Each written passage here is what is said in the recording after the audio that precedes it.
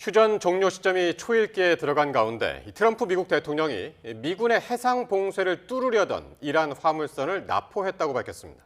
미 대표단이 파키스탄으로 향한 가운데 트럼프 대통령은 이란이 합의하지 않으면 핵심 시설을 파괴하겠다며 최후 통첩에 나섰습니다. 첫 소식 워싱턴 홍상희 특파원입니다. Motor vessel Tosca, motor vessel Tosca, vacate your engine room, vacate your engine room. We're prepared to subject you to disabling fire.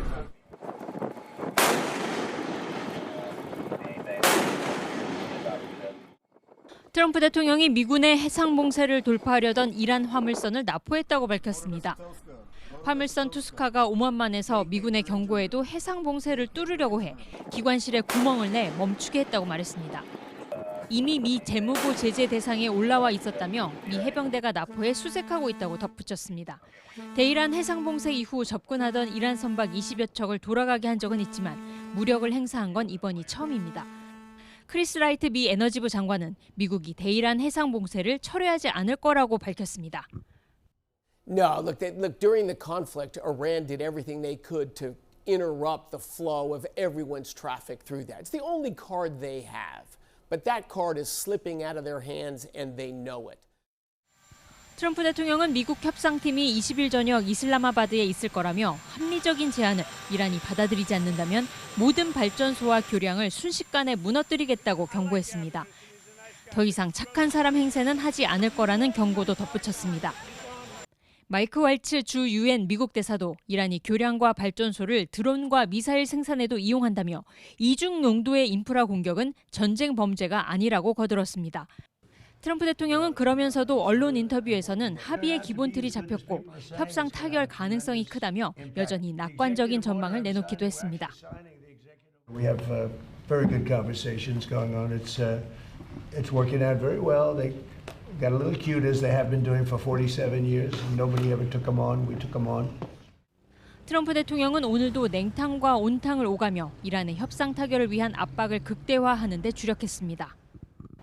하지만 휴전 종료를 코앞에 두고 미군이 이란 선박에 대한 무력 사용에 나서면서 협상에 악영향을 미칠 수 있다는 우려도 나오고 있습니다.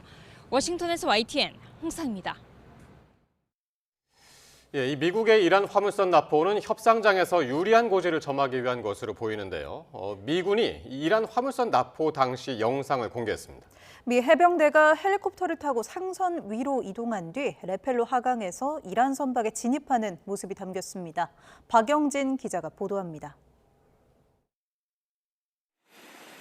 캄캄한 밤 헬리콥터 한 대가 상공을 날아 이란 국적 화물선 투스카호 위를 비행합니다. 이어 미 해병대원이 레펠로 하강에 선박에 진입합니다. 현지 시간 20일 미군 중부사령부가 SNS를 통해 공개한 이란 화물선 납포 당시 영상입니다.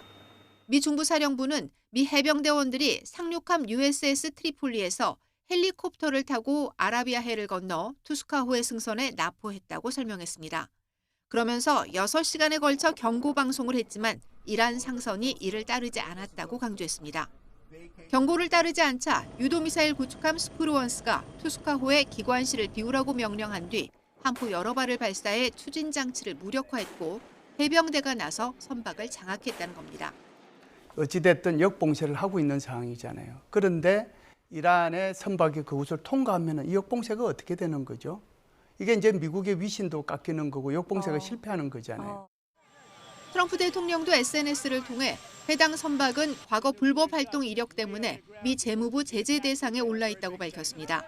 그러면서 미군은 선박을 완전히 장악했으며 현재 선내에 무엇이 있는지 확인하고 있다고 말했습니다. 미군은 호르무즈 봉쇄 이후 이란 선박 20여 척을 회항시켰지만 무력을 행사한 건 이번이 처음입니다. 선적한 화물이 미사일 등 이란이 사용할 무기라면 선박 납포가 정당화될 수도 있겠지만 곡물이나 생필품이 실려 있었다면 미국에 큰 부담이 될 수밖에 없습니다. 미 해군 전문가들은 납포된 이란 상선은 미국의 전리품으로 소유될 거라고 관측했습니다. 즉각 보복을 경고했던 이란은 탑승 중인 사람들의 안전 확보 때문에 대응이 지연되고 있다며 이들의 안전을 확보한 뒤 필요한 조치를 취하겠다고 밝혔습니다. YTN 박영진입니다. 이처럼 미군이 이란 상선을 납포하며 해상 봉쇄를 강화하자 이란군이 미 군함을 직접 타격했다고 주장하며 정면 충돌 양상으로 치닫고 있습니다. 이란 반관영 타스님 통신은 현지 시간 19일 이란 중앙사령부가 자국 선박을 납포한 미국에 대한 보복 차원에서 미군 군함의 무인기 공격을 감행했다고 보도했습니다. 이란 측은 미국의 행위를 해적 행위로 규정하고 공격이 계속될 경우 군사적 대응도 지속될 것이라고 경고했습니다. 네, 미국이 이란 화물선을 납포하면서 호르무즈 해협을 둘러싼 긴장감은 더욱 고조되고 있습니다. 이란은 화물선 납포가 침략 행위라고 비판하며 미국의 휴전 위반을 이유로 해협을 다시 여는 건 불가능하다고 지적했습니다. 네, 중동 현재 나가 있는 특파원 연결해서 자세히 들어보겠습니다. 이준엽 특파원. 네, 저는 지금 호르무즈 해협 근처에 있는 오만 무스카트에 나와 있습니다. 예, 일단 이란 외무부가 이 미국의 조치에 강하게 반발하고 나섰다고요? 네, 에스마일 바가의 이란 외무부 대변인은 기자회견에서 미국의 화물선 투스카호 납포를 유엔 결의안에 명시된 침략 행위로 규정했습니다. 그러면서 미국의 휴전 위반과 이란 항구 선박들에 대한 위협들로 인해서 전시 상황이 벌어졌고 이로 인해서 호르무즈 해협의 통항을 일방적으로 정상으로 되돌리는 것은 불가능하다고 선을 그었습니다. 미군의 역봉쇄에 대해서도 미국의 모순된 행동과 지속적인 휴전 위반을 통해서 외교를 추진할 진정한 의사가 없음을 스스로 증명한 거라고 비판했습니다. 이란은 그제 인도 상선을 향해 혁명수비대 고속정이 발포한 것으로 알려진 데에 대해서는 개입 가능성을 부인하지 않으면서도 확답은 피했습니다. 현재 관계당국이 실제 이란군에 의해 발생한 사건인지를 조사하고 있으며 검토 단계라고 설명했습니다. 바가이 대변인은 다만 페르시아만과 호르무즈 해협에서 발생하는 모든 사건은 오로지 미국과 이스라엘의 군사적 행동으로 인해 야기된 것이라고 책임을 돌렸습니다. 이란은 미국이 호르무즈 해협 역봉쇄를 푸는 게 이 종전협상의 전제 조건이라고 계속 강조하고 있죠. 네, 이란 중관영 파레스와 타스님 통신은 소식통을 인용해 미국이 이란 항구들에 대한 해군 봉쇄를 풀어야 협상 테이블에 앉을 거라고 보도했습니다. 이란은 기존 내세웠던 협상의 전제 조건들도 고수하고 있습니다. 이란 의회 국가안보위원회 위원장 에브라임 아지지는 레바논의 휴전과 이란 동결 자산의 해제가 전제 조건 가운데 하나라며 이를 유지하고 있다고 밝혔습니다. 그러면서 미국이나 이스라엘이 이를 존중하지 않을 경우 그에 따른 영향이 있을 거라고 경고했습니다.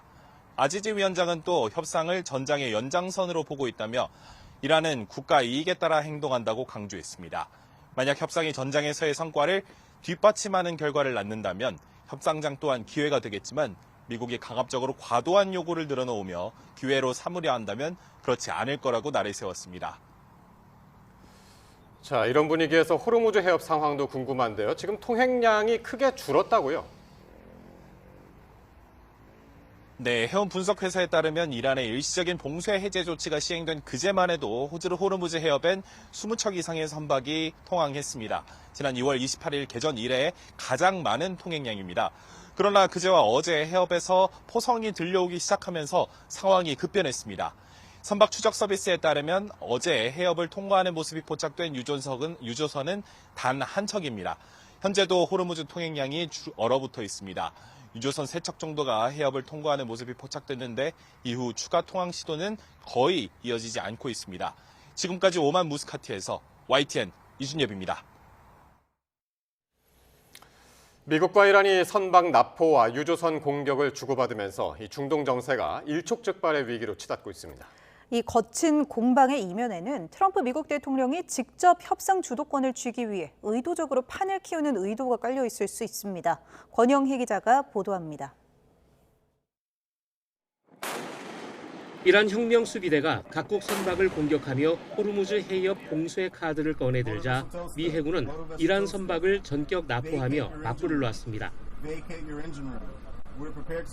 이런 강대강 대치는 트럼프 대통령의 철저히 계산된 흐름일 수 있습니다. 말폭탄을 넘어선 물리적 타격은 이란이 협상을 거부할 때 치러야 할 비용을 극단적으로 높입니다. They are going to stay, and it's going to be bloody, and it's going to be costly, with no prospect for a better future. 굴욕적 타협 외에는 대안이 없음을 강요하며 트럼프 대통령이 등판할 최적의 타이밍을 설계하고 있습니다. 전략의 핵심은 위기를 임계점까지 밀어붙인 뒤 극적인 순간에 이란 지도부와 직접 대화를 제안해 판을 흔드는 것입니다. 과거 북미 관계에서 화염과 분노 발언 이후 정상회담을 이끌어냈던 패턴과 흡사합니다. آرایش نظامی آمریکا برای حمله است. داره خودش آماده میکنه برای عملیات آبی خاکی، حمله به بنادر ما، حمله به زیرساخت‌های ما، حمله به جزایر ما. 문제는 이 전략이 한 끗 차이로 위험한 도박이란 점입니다. 이란 강경파가 전면전이라는 극단적 선택을 하거나 우발적 충돌이 확전으로 번질 경우 거래의 기술은 파국의 도화선이 될 수 있습니다. 트럼프 대통령은 오는 11월 중간 선거를 앞두고 극적인 반전 카드가 절실합니다. 이번 압박이 세기의 빅딜로 기록될지 아니면 되돌릴 수 없는 패착이 될지 이제 시간이 얼마 남지 않았습니다. YTN 권영입니다. 이란과의 2차 종전 협상을 위해 파키스탄으로 향하고 있는 미국 협상 대표단이 내일 파키스탄 현지에 도착할 것으로 보입니다. 파키스탄 현지 언론들은 벤스 부통령 일행이 내일 화요일 오전에 파키스탄에 도착할 예정이라고 보도하고 있습니다. 앞서 트럼프 미국 대통령은 현지 시간 19일 SNS에 대표단이 파키스탄 이슬라마바드로 가고 있다면서 이란과 협상을 위해 20일 저녁 거기에 있을 것이라고 밝혔습니다. 이런 가운데 이란 대표단도 내일 파키스탄의 수도 이슬라마바드에 도착할 예정이라는 보도가 나왔습니다. 파키스탄 매체인 파키스탄 옵서버는 현지 관계자들을 인용해 이란 대표단이 현지 시간 21일 미국과의 종전협상 참석을 위해 파키스탄에 올 예정이라고 전했습니다. 이스라엘 군인이 레바논에서 예수 그리스도의 상을 망치로 훼손하는 장면이 확산하면서 논란이 커지고 있습니다. 이스라엘군은 실제 상황임을 인정하고 즉각 조사에 착수했습니다. 박순표 기자의 보도입니다. 레바논의 기독교 마을 체육시설에 있는 예수 그리스도의 조각상입니다. 이스라엘 군인이 끌어내려진 예수 그리스도 상의 머리 부분을 망치로 내려치고 있습니다. 문제의 사진은 팔레스타인 기자가 현지 시각 19일 SNS를 통해 공개했습니다. 촬영 시점은 정확하지 않지만 군복과 휘장 등을 통해 레바논 남부에서 작전 중인 이스라엘 병사라는 점은 확인됐습니다. 논란이 커지자 이스라엘군은 SNS를 통해 이런 행위는 군의 가치와 전혀 부합하지 않는다며 즉각 진상조사에 나서겠다고 밝혔습니다. 이어 동상을 원상복구하는 동시에 필요하면 군 내부 규정에 따라 해당 병사를 문책하겠다며 사태 수습에 나섰습니다. 하지만 논란은 커지고 있습니다. SNS 계정을 통해 해당 마을 주민들은 아버지 그들은 자기가 하는 일이 무엇인지 알지 못합니다라는 성서구절을 인용하며 이스라엘군을 비난했습니다. 누리꾼들도 비난 여론에 가세하고 있습니다. 특히 트럼프 미 대통령과 교황 레오 14세의 충돌과도 맞물려 비난 여론이 미국과 이스라엘 전체로 번지고 있습니다. 팔레스타인계 한 이스라엘 의원은 공개적으로 예수와 교황을 모욕하는 것을 트럼프에게 배운 것인가라고 직격하기도 했습니다. 앞서 트럼프 대통령은 이란 전쟁을 놓고 교황과 공개 설전을 벌이며 자신을 예수로 묘사한 합성 사진으로 신성모독 논란을 빚기도 했습니다. YTN 박순표입니다. 미국과 이란의 종전 협상이 막판 진동을 거듭하면서 세계 경제의 어두운 전망이 더 짙어지고 있습니다. 당장 전쟁이 끝난다고 해도 연말까지 물가는 고공행진을 이어갈 것이라는 지적입니다. 김선중 기자의 보도입니다. 식료품점도 식당도 안 오른 곳이 없습니다. 가뜩이나 트럼프 관세로 힘든데 중동 전쟁으로 엎친 데 덮친 꼴이 됐습니다. The price went up to almost $90 a case, where it was $27 to $30 a month ago. 직격탄을 맞은 기름값이 다른 물가까지 함께 끌어올리고 있는 겁니다. 당장 지난달 미국의 소비자 물가지수 상승률은 3.3%로 2년 만에 가장 크게 올랐습니다. 전쟁 상황도 불투명해지면서 소비자들의 경제 심리는 사상 최저 수준까지 떨어졌습니다. Staying home a lot, not doing any extracurricular activities that I would do during the weekend, on my day off. 크리스토퍼 월러 미 연방준비제도 이사는 전쟁을 오래 끌수록 물가 상승이 더 번져갈 가능성이 크다고 지적했습니다. 국제통화기금은 전쟁이 당장 끝난다고 해도 여파가 하룻밤 사이 사라지지는 않을 것이라고 전망했습니다. 그렇게 되면 오는 11월 미국 중간선거까지 물가 상승이 이어질 수 있습니다.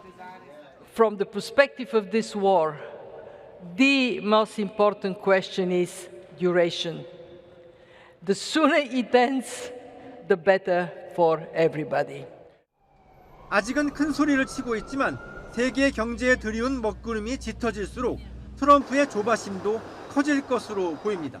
YTN 김선중입니다. 이란의 호르무즈 해협 재봉쇄 직전 가까스로 해협을 빠져나온 유조선 한 척이 다음 달 8일 충남 서산시 대산항에 입항할 예정입니다. 몰타 국적의 유조선 오데사호가 현재 아라비아해를 향해 오는 중이며 오는 5월 8일 오전 9시쯤 대산항에 입항할 예정인 것으로 파악됐습니다. 오데사호는 HD 현대오일뱅크에 공급될 100만 배럴 규모의 원유를 적재하고 있는 것으로 전해졌습니다. 이란 전쟁 여파로 이 농업용 비료의 핵심 원료인 요소 가격이 불과 2달 만에 2배 넘게 폭등했습니다. 원재료 수급이 끊긴 비료 공장의 야적장은 텅텅 비어가고 있고 관련 업계는 경영난을 호소하고 있습니다. 오승훈 기자입니다. 중장비가 창고 안에 쌓여있는 요소를 퍼나릅니다. 하지만 비료의 주 원료인 요소 재고량은 바닥을 드러낸 상태. 이란 전쟁 이후 요소 가격이 크게 오르면서 당장 비료 생산에 차질을 빚고 있습니다. 농번기를 맞아 이곳 야적장에는 출하를 앞둔 비료가 가득 차 있어야 하지만 보시는 것처럼 텅텅 비었습니다. 한국비료협회는 지난 2월 기준 톤당 410달러 수준이던 요소 가격이 최근 톤당 950달러로 2배 이상 올랐다고 밝혔습니다. 국내에서 사용되는 요소는 전량 수입에 의존하고 있어 비료업계는 원가 상승에 따른 직격탄을 맞고 있습니다. 원가 상승분을 반영할 수 있는 가격 조정이 절실합니다. 비료 생산업체는 현재 가격이 유지되면 더 이상 고가의 원료를 구입할 수 없다고 하소연하고 있는 실정입니다. 전체 요소 수입량의 30% 이상을 중동 지역에서 들여왔는데 호르무즈 해협 봉쇄로 물량이 막혔습니다. 주요 수입국인 중국마저 요소 수출을 통제한 데다 환율까지 급등하면서 비료업계의 피해는 갈수록 커지고 있습니다. 정상적으로 우리가 필요한 시기에 공급하는 것도 불가능한 상황이고 환율 자체도 급등해가 있는 관계라 가지고 비료업계는 삼중고를 겪고 있는 그런 상황입니다. 정부는 원가 상승으로 가격이 크게 오를 것에 대비해 비료 관련 지원금 등 137억 원을 추가 경정 예산안에 반영했습니다. 하지만 중동발 원자재 대란이 장기화 조짐을 보이면서 비료 가격 상승이 결국 농가 부담으로 이어질 것이라는 우려가 커지고 있습니다. YTN 오승훈입니다. 네, 계속해서 중동 사태 52일째 상황을 전문가들과 함께 짚어보겠습니다. 남성욱 숙명여대 석좌 교수, 김덕일 고려대 중동이슬람센터 연구위원 스튜디오에 나와 있습니다. 두 분 어서 오십시오. 안녕하십니까?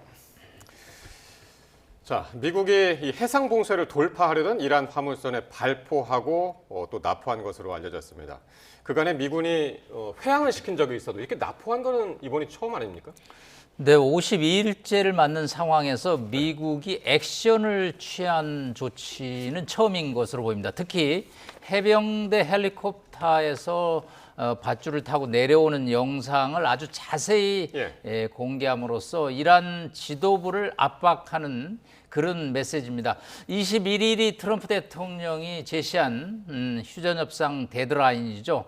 휴전협상 데드라인을 앞두고 지금 이슬라마바드에 긴장이 고조되고 있는데 미국 입장에서는 이 21일 시한을 매우 중시하고 있고 이것이 또 무효화되면 트럼프 대통령의 체면뿐만 아니라 4월 28일이 되면 미 의회 승인 없이는 전쟁을 하는 것이 의회 불법 행위에 해당될 수 있기 때문에 21일 요 주에 문제를 풀어야 된다는 측면에서 트럼프 대통령이 역대 아주 강수를 두고 있는 것으로 보입니다. 네, 이렇게 휴전 종료와 협상을 앞둔 상황에서 말씀하신 것처럼 초강수를 둔 배경, 또 교수님은 어떻게 보세요? 좀 이란 미국이 좀 역봉쇄를 하고 있는데요. 뭐 역봉쇄가 뭐 국제법으로 옳고 그르냐를 떠나서 역봉쇄만 놓고 봤을 때 미국의 뭐 그 해당되는 선박에는 이제 들어갑니다. 왜냐하면 자 이란 선박이었고요. 중국에서 또 이란으로 가는 선박이었습니다. 그러면 해당이 되고 미 재무부의 제재 명단에 있는 또 선박이기도 했습니다. 그렇다면 뭐 그동안에 이런 배들이 이제 회항을 했는데 특이한 점이 있다면 미군이 계속해서 6시간을 경고를 했는데도 계속 항해를 했다는 점이겠죠. 그렇다면 이게 과연 이 배 투스카라는 이 배인데 이 혼자만의 결정일지 아니면 이란 정부의 어떤 소통이 있었는지도 한번 볼 필요가 있을 것 같습니다. 그렇다면 6시간 정도 경고했는데도 계속 항해를 했다면 일종의 미국이 좀 역봉쇄를 어느 정도까지 할 수 있는가 시험을 해보려는 거 아닌가라도 좀 추측해 볼 수 있을 것도 같고요. 그리고 그럼 과연 왜 미국이 이렇게까지 또 추적을 했는가 보면 어떤 정보를 입수한 것이 아닐까도 볼 수 있겠죠. 중국에서 그럼 어떤 물건을 싣고 오는 배였길래 이렇게 끝까지 또 추적을 했을까. 그런 부분도 추측을 좀 해볼 수가 있을 것 같아요. 그러니까 나중에 확인해가지고 이 안에 별게 안 들어서 생필품 같은 게 들어있었으면은 약간 역풍을 맞을 수도 있을 그렇죠. 역풍을 맞을 수도 있고 만약에 뭐 무기의 재료라든가 이런 것이 또 문제가 복잡해질 수도 있을 것 같기도 하고요.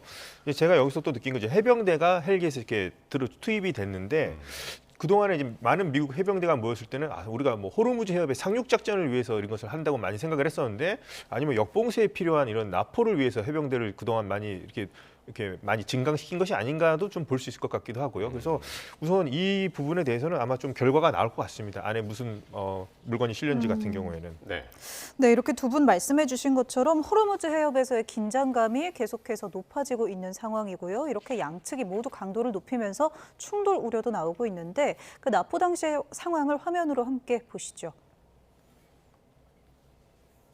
미 중부 사령부 SNS 계정입니다. 이란 국적 화물선 투스카호를 납포하는 영상이 올라왔습니다. 이렇게 헬리콥터 한 대에서 해병대원이 로프를 타고 하강 진입을 하고 있는데요. 미군은 계속 경고를 해도 응하지 않아 함포 여러 발을 발사해 선박을 무력화했다고 밝혔습니다. Motor vessel Toska, motor vessel Toska, vacate your engine room. Vacate your engine room. We're prepared to subject you to disabling fire. 이 투스카호는 이란의 탄도미사일 개발과 관련돼 미국의 제재 대상으로 지정된 선박으로 이란군은 즉각 반발했습니다. 이란군은 드론으로 일부 미 군함을 보복 공격했다고 주장하며 정면 충돌 양상을 보였는데요. 이보다 앞서는 이란군 고속정이 유조선을 향해 발포한 사실도 알려지면서 이 지역의 긴장감이 더 크게 높아지기도 했습니다. Iranian Stepan Navy, this is CMA Everglades. Please ask the speedboat to stop shooting at us. Please ask the speedboat to stop shooting at us. Ask your speedboat not to go. My name second on your list. You gave me clearance to go. You are fighting now. Let me turn back.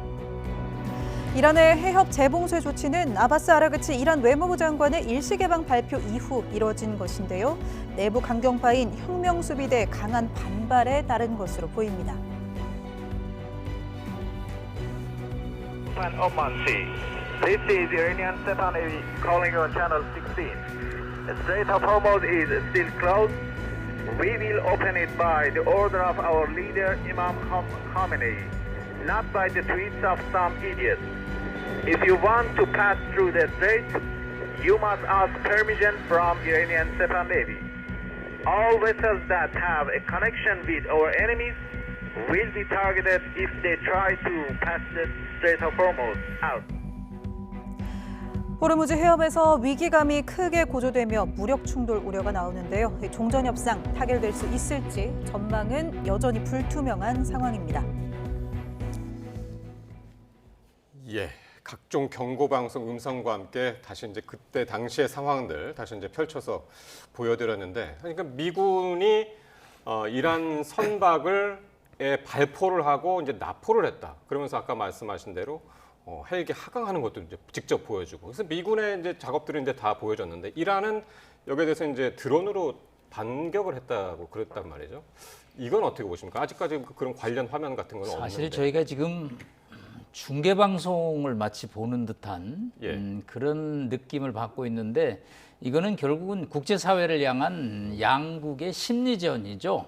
우리가 이렇게 정상적으로 작전을 수행하고 있는데 상대방이 이 불응하기 때문에 이렇게 납포를 할 수밖에 없다라는, 미국으로서는 뭐 굉장히 합법적 정당성을 강조하는데 우리 김 박사께서 안에 미사일이 혹시 들었을지도 모른다고 그러는 추측도 했는데 사실은 지금 저 호르무즈 해협에 미사일을 싣고 뚫고 나간다라는 것은 저는 그것은 조금 쉽게 상상하기는 어렵고요. 일단 이제 시범을 한번 미국이 보이는 거죠. 역봉쇄를 뚫었을 때 어떤 일이 발생하는 것을 보는데 저 6시간을 경고방송했다고 하지만 지금 누구 말을 믿겠습니까? 사실은 양측이 서로 전쟁의 명분을 확보하기 위한 싸움을 치열하게 벌이고 있는 거거든요. 하여튼 뭐 화물선이라는 것은 어떻게 보면 가장 뭐 납포해도 피해가 덜한 뭐 그 안에 사실은 지금 뭐 화물이 그렇게 실려 있다고 저는 보지는 않고요. 미국 입장에서는 21일 이슬라마바드 휴전 데드라인을 앞두고 상대를 이제 압박하는 그런 이제 액션을 거의 뭐 영화 촬영하듯이 해서 전 세계를 향해서 지금 메시지를 발송하고 있다고 보고요. 뭐 이란 입장에서도 또 뭐 드론으로 공격을 했다고 하지만 뭐 이란은 미국처럼 첨단으로 그런 것을 영상을 공개하기는 조금 기술이 부족할 거기 때문에 이란 입장에서 화면을 공개하지는 못하고 있는 것으로 보입니다. 하여튼 21일 이 시한을 앞두고 양측이 치열한 수싸움과 기싸움을 벌이고 있다라고 볼 수 있겠습니다. 네, 이런 치열한 수싸움, 기싸움, 결국에 2차 협상 테이블에 물론 양측 다 와서 앉게 된다면 어떤 영향을 미치게 될까요? 이 부분에 대해서 이제 얘기가 나올 것 같습니다. 가장 중요한 주제는 이제 핵 문제이긴 할 것 같은데요. 이제 서로 간에 공세를 먼저 풀어라 얘기가 나오겠죠. 이란 쪽에서는 미국의 역공세를 먼저 풀어라 얘기를 할 거고요. 미국 쪽에서 반대로 처음에 휴전에서 약속했던 것처럼 호르무즈 해협 재개방하라 이런 식으로 얘기가 나올 거고, 이제 누가 먼저 할 것인지 아니면 어떤 순서대로 조금씩 단계적으로 할 것인지에 대해서 이 해협 문제만 놓고 본다면 그런 얘기가 오갈 것 같고요. 하지만 2차 협상은 한 방향으로는 지금 가는 방향이긴 한데 지금 이 호르무즈 해협에서의 사건과 이 역봉쇄로 인한 사건으로 인해서 2차 협상이 이것 때문에 결렬될 거라고 저는 생각하지 않습니다. 근데 이제 저희가 보여드린 그 영상 말미에 보면은 이란 혁명 수비대 무전 이제 녹취 그 내용이 들어있는데 거기에서 이런 멍청이들의 SNS 이런 이야기가 나옵니다. 거기에서 멍청이가 미국이 아니라 이란의 외무부를 향해서 이제 그렇게 이야기를 했단 말이에요. 이란의 혁명 수비대가. 이건 어떻게 보셨습니까? 자, 뭐 영화를 보면 배드캅이 있고 굿캅이 있죠. 나쁜 경찰이 있습니다. 돈도 막 이렇게 받고. 그런데 또 정의에서도 좋은 경찰도 있죠. 굿캅이라고 그러죠. 역할 분담이 아닐까. 아라그치 외무상을 겨냥했죠. 이란 외무부가 뭐 봉쇄를 풀어서 호르무즈 해협 통행을 허가했다라고 그러니까 혁명 수비대 이 배드캅들이 나타나서 그런 잘못된 조치를 취하고 있는 것은 안 된다. 그럼으로써 이슬라마바드 협상을 앞두고 우리 이 강경파 때문에 이 휴전이 안 된다. 아라그치 뭐 이 외무상은 하고 싶다. 그런데 우리 강경파들의 입장을 써서 미국이 양보를 해야 된다. 그런 뭐 역할 분담, 뭐 약속 대련, 뭐 그런 것까지 추측이 어느 정도는 가능하다고 보고요.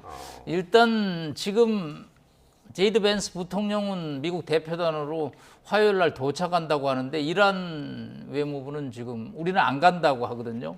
그런 상황에서 뭔가 미국이 한 발자국 물러서야 되는데 결국은 호르무즈 해협 문제가 아니고 3대 핵 난제입니다.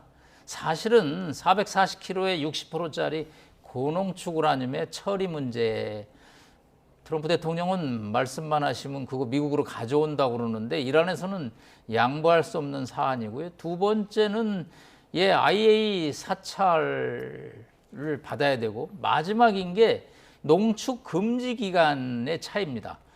오바마 대통령이 15년을 약속했거든요. 2015년 이란 핵협상 때. 이번에 트럼프 대통령이 그거보단 길어야죠. 그래야 본인이 협상 잘한 거니까. 그래서 20년을 얘기했는데 이란 혁명 수비대 입장에서는 도저히 용납할 수 없는 거죠. 그래서 5년을 예고하고 있는데 이게 5년에서 20년 사이에서 접점을 지금 찾아야 되는 문제가 있거든요. 결국은 동전의 앞뒤에서 호르무즈 해협의 뒷면은 핵 문제가 깔려 있기 때문에 이 핵의 3대 난제를 앞두고 이란 강원파가 북합, 배드캅의 역할 분담을 하고 있다라는 추측을 해봅니다. 역할 분담을 했다고 하기에는 근데 좀 너무 자극적인 용어를 써가지고 기분은 좀 나쁜 것 같습니다. 네, 이렇게 고도의 핑계대기 전략일 수도 있겠네요. 협상 재개 여부를 두고도 계속해서 양측의 입장이 좀 엇갈리고 있는 상황인데 이 파키스탄과 미국 언론에서는 이란 대표단도 도착할 것이다라고 보도는 나온 상황인데 일단 미국 대표단은 간다고 했고 이란 대표단은 아직 뭐 부인을 했다기도 좀 그렇고 간다는 얘기도 없고 그런 상황이네요. 파키스탄이 지금 상당히 이제 초조한 입장이죠. 노력을 많이 했는데 특히나 아심 무니르라고 하는 이제 군 총사령관 실세까지도 이란에 가서 며칠간 머물면서 이제 미국의 메시지도 전해주고 이렇게 설득을 했는데 만약에 안 온다고 한다면 노쇼 사태가 벌어진다면 이건 파키스탄도 난감하지만 이란도 상당히 난감한 처지에 처할 수밖에 없을 겁니다. 이렇게 되면 이제 미국은 우리는 이제 이렇게 협상장까지 와서 평화를 원했는데 이란이 거절했다. 이런 명분을 생길 수가 있거든요. 그런 점에서 저는 그런 사태는 일어나지 않을 것 같고 계속 파키스탄이 노력을 많이 할 것 같습니다. 그런데 지금 역시나 이제 뭐 굿캅, 배드캅 얘기가 나오지만 이 외교부가 조금 더 이제 협상에 적극적인데 점점 외교부의 어떤 협상 같은데도 좀 이란의 강경파들이 좀 계속 이제 목소리를 내고 있는 점 때문에 좀 협상장에 나가기 좀 부담스러운 면도 있는 것 같습니다. 특히나 이제 강경파 중에서 이제 온건파는 외교부라든가 이제 대통령이 있죠. 이란의 대표적으로. 근데 강경파 중에서도 초강경파가 있고 이제 실용 강경파가 있는데 실용 강경파가 이제 대표단을 이끌고 있는 국회의장 이제 갈리바프 같은 사람이죠. 이 사람이 다 혁명수대 출신이긴 한데 저는 그 미국 대표단이 저는 이번 1차 협상 때 어떤 얘기를 했냐면 지금 우리가 협상하고 있는 사람이 진짜 의사 결정권이 있는지 의심스럽다는 얘기를 한 적이 있어요. 그러니까 갈리바프가 실세라고 왔습니다만 테헤란 쪽으로 또 보고하는 사람이 따로 있다는 거죠. 물론 그 사람은 모주타바일 거라고 지금 이란 주장합니다만 제가 눈여겨보는 사람은 이제 최고국가안보위원회의 사무총장을 맡고 있는 졸 가드르라는 사람입니다. 이 사람이 혁명수비대라든가 나이도 그렇고 갈리바프보다 선배예요. 선배고 초강경파입니다, 이 사람이. 그래서 모스타바를 대신해서 아마 이 사람이 그런 메시지를 전달하는 게 아닌가도 볼 수 있고 이 사람이 호르무즈 해협의 통행료를 처음으로 주장했던 사람입니다. 그런데 소득은 별로 없었다고는 합니다만 그래서 이 사람의 입김이 상당히 좀 작용하는 것 같아서 협상팀이 오기는 오겠습니다만 갈리바프도 생각보다는 그렇게 권한이 있는 것 같아 보진 않고. 그러면은 김 박사께서는 지금 아까 이제 남 교수께서는 그걸 역할 분담이라고 하셨는데 역할 분담이라고는 지금 안 보시는 것 같네요.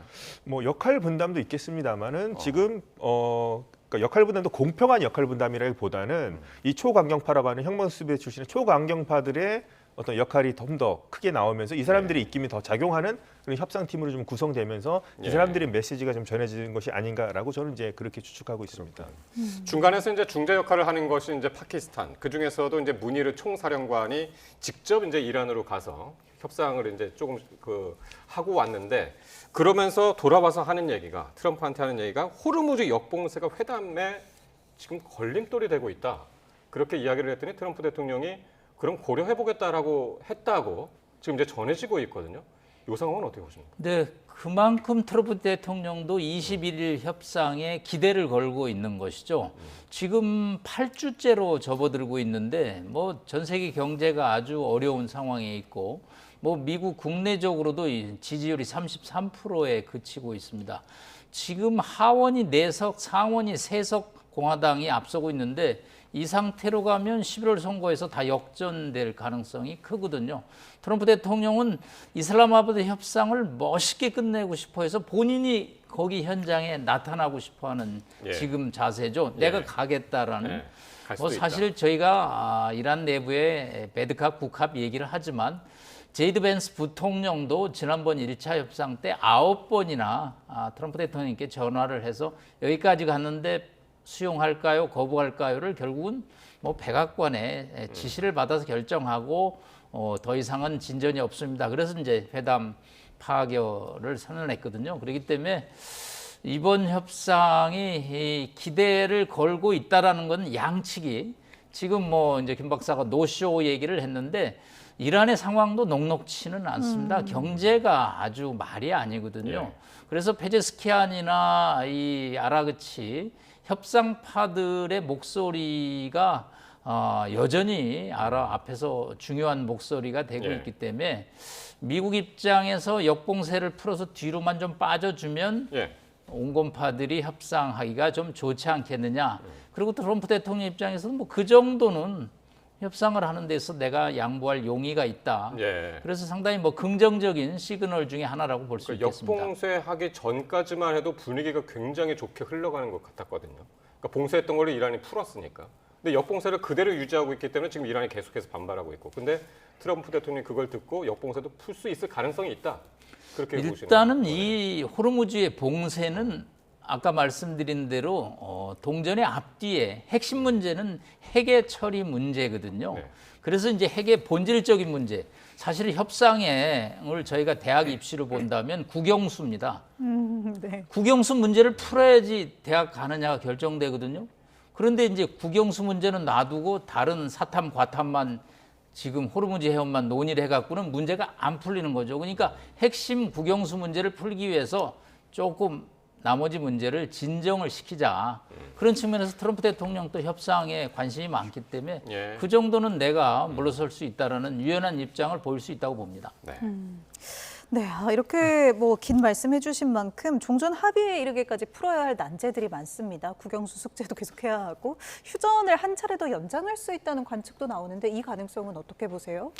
양측 다 뭐 휴전은 연장할 생각이 없다 이렇게 강하게 나오고 있습니다만 우선 시간이 너무나 없고요. 우선 빨리 일단 2차 협상이 일단 진행이 돼야 되겠죠. 근데 그 과정하에서 뭐 말씀드리자면 뭐 큰 틀에서 합의가 어느 정도 이루어지고 뭐 양해각서 얘기까지 나왔으니까요. 그렇다면은 그렇게까지 이제 의견이 됐는데 그게 하루 만에 다 모든 문제가 해결될 수가 없을 겁니다. 그렇기 때문에 시간을 둘 수밖에 없을 거고 그거는 뭐 한 수개월 정도 뭐 걸쳐가면서 장기간을 두고 해야 되기 때문에 큰 틀에서 합의를 하고서라도 양측 간에 확실하게 타결이 될 수 있다는 가능성이 보인다면 예. 휴전을 연장할 가능성도 전 충분히 있다고 생각하고요. 이거는 뭐 중재국들도 앞장서서 나서서 이렇게 얘기할 것 같고요. 양측도 더 이상의 어떤 전쟁을 통해서 해결하기보다는 타결을 통해서 해결하는 것을 더 바라는 점이 있기 때문에 예. 저는 불가능한 사안은 아니라고 생각합니다만 예. 또 뭐 지켜봐야 될 것 같습니다. 가장 뭐 약간의 실마리라도 잡게 되면은 그렇죠. 연장할 가능성이 뭐 있다. 합의의 틀이 보인다면은 충분히 뭐 하루 만에 다 이것이 종전이 될 수는 없으니까요. 자세한 부분까지 합친다면 시간이 꽤 걸리기 때문에 뭐 휴전을 연장해서라도 문제가 해결될 수 있다면 양측 다 그런 방향을 선택할 수도 있다고 생각합니다. 네. 트럼프 대통령이 이렇게 이제 협상 타결 기대감 그러면서 동시에 이제 군사작전 재개 이런 것들을 이제 강조하면서 이란을 압박하고 있는데 합의가 안 되면은 이란의 모든 발전소와 다리를 파괴할 거라고 또 한 번 이걸 강조했습니다. 사실상 최후 통첩이라고 봐도 됩니까? 최후 통첩은 계속 반복될 것으로 예상이 됩니다. 사실 네. 뭐 최후 통첩은 이번이 처음은 아니고요. 발전소 뭐 폭파한다라는 건 저희가 김 박사랑 벌써 수주 전에도 몇 차례 그랬죠. 언급을 했는데요. 사실은 그건 이제 파국 시나리오죠. 사실은 아까 화물선에 납포하는 우리가 화면을 봤지 않습니까? 미국이 작전을 한다면 그 정도는 얼마든지 발전소 뭐 폭파할 수 있거든요. 그런데 그렇게 되면 이제 이란 혁명 수비대에 강한 저항이 나오면서 휴전 협상 시나리오가 무산되는 거죠. 그리고 그거는 이제 샤리프 파키스탄 총리가 넘어서는 안 될 선이라는 것을 백악관에다가 계속 메시지를 주는 거죠. 그렇기 때문에 이제 양측이 이슬라마바드에 만나는 시나리오가 나오고 있는데 트럼프 대통령 특유의 뭐 마지노선 얘기가 이제 반복이 되다 보니까 조금 이런 무게감, 중량감이 지난번보다는 덜한 네. 것 같아요.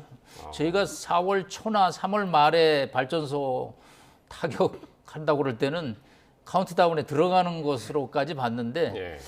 최근에 트럼프 대통령의 심리 상태에 관한 외신 뉴스를 보면 상당히 좀 초조감과 굉장히 예민하고 예. 뭐 그런 뉴스가 뭐 얼마나 정확한지는 모르지만 트럼프 대통령 입장에서는 뭐 파국 시나리오보다는 휴전에 이르러서 본인이 이슬라마바드에 딱 나타나서 전 세계의 언론의 주목을 받는 그 장면이 보다 현실적일 것으로 추정을 합니다. 네, 이런 식으로 협상 그리고 군사 압박을 좀 병행하고 있는 이 투트랙 전략 계속해서 효과가 좀 있다고 보세요?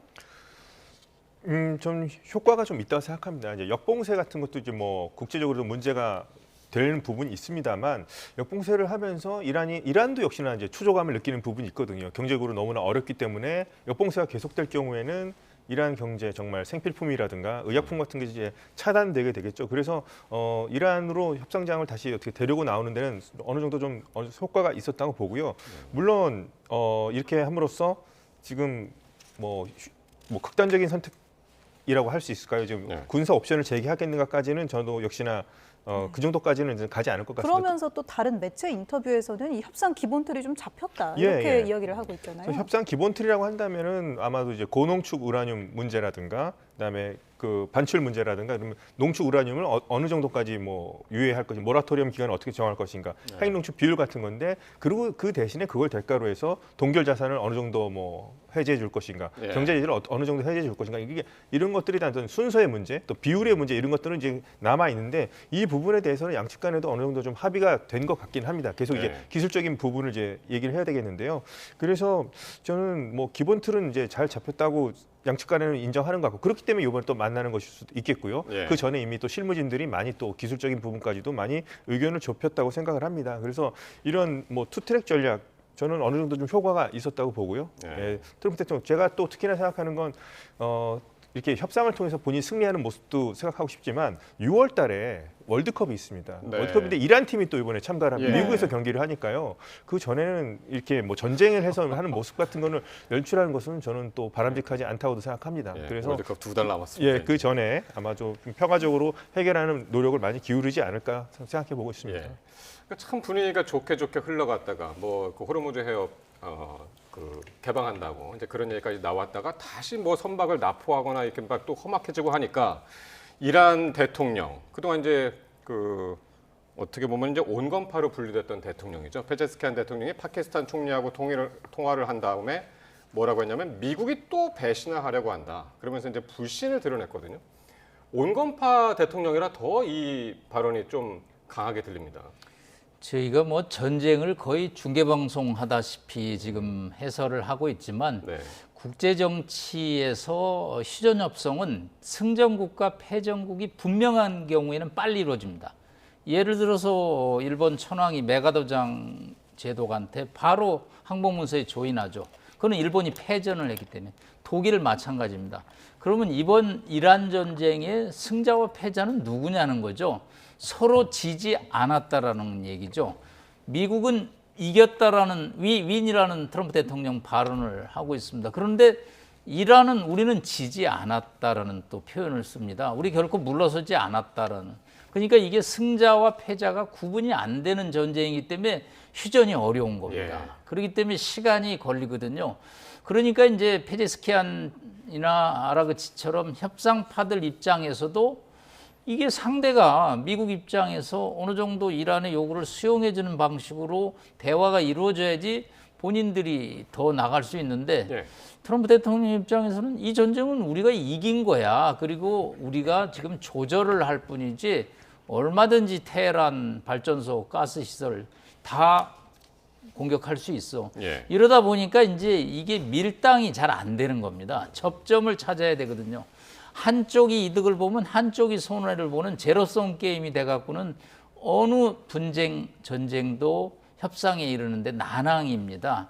그런데 이번 전쟁은 이제 다만 전 세계 경제를 위기로 몰아놓고 있다라는, 그래서 시한을 정해놓고 휴전을 해야 된다라는 게 트럼프 대통령 입장에서는 상당히 답답한 거죠. 특히 본인의 정치적인 일정이 남아있고, 특히 5월 14, 15는 지금 베이징을 방문하겠다고 시 주석과 지금 통화를 한 상황이기 때문에 그렇죠. 어떻게든지 4월 28일, 즉 의회 승인 없이 전쟁할 수 있는 기한까지는 작품을 만들려고 애를 쓰는데 이란이 이제 뜻대로 땡겨오지가 않는 거죠. 그러니까 트럼프 대통령의 초조함, 뭐 그런 예민함이 이제 자꾸 이렇게 SNS식으로 나오는 거죠. 이거는 이란 지도부들은 뭐 그런 거는 잘 보안 때문에 나오지 않고 했는데 트럼프 대통령 하고 싶은 말을 다 하시기 때문에 여러 가지 어려움이 있는 것 같습니다. 예, 알겠습니다. 바로 이제 그 부분 이제 계속 지적을 해주셨는데요. 전쟁 종식을 호언장담을 하고 있는 트럼프 대통령이 줄곧 이렇게 이제 강한 어조로 이란을 압박해 왔는데, 그런데 이 트럼프가 이렇게 허세를 부린 뒤에 불안감을 드러낸다는 분석이, 그런 기사가 지금 나와서 눈길을 끌고 있습니다. 함께 보시겠습니다.